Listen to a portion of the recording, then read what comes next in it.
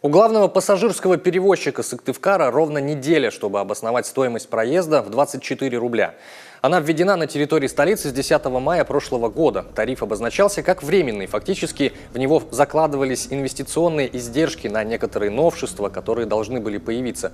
Речь прежде всего про обновление парка. Первые 40 автобусов на газомоторном топливе вышли на маршруты в 2016-м. В прошлом году такие же должны были появиться в количестве еще 30 машин. Однако лишь в апреле этого года до Коми дошли всего 20. Ситуацию они разгрузили недостаточно, и даже 20-летним икарусам, которые хотели списать, похоже, еще предстоит послужить. Еще Сыктывкарский АТП обещал за счет тарифа ввести электронные проездные, однако с внедрением возникли сложности, эксперимент оказался затратным. Все это не могло не расстроить мэрию. Перевозчик фактически не поддается контролю, между тем жалобы на качество оказываемых им услуг поступают регулярно. Мы постоянно ведем претензионную работу, может, там порядка, наверное, 800 тысяч только штрафов наложили, но мы все с вами понимаем, что на сегодняшний момент, значит, иного оператора, который бы мог, так сказать, выйти и обеспечить более качественную работу, просто физически нет.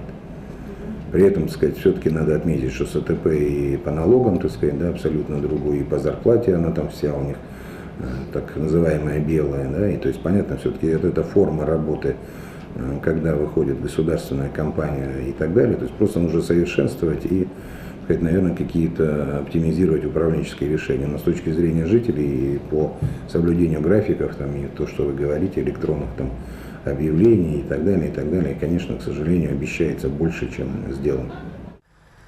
Итак, тариф 24 рубля действует до 1 мая.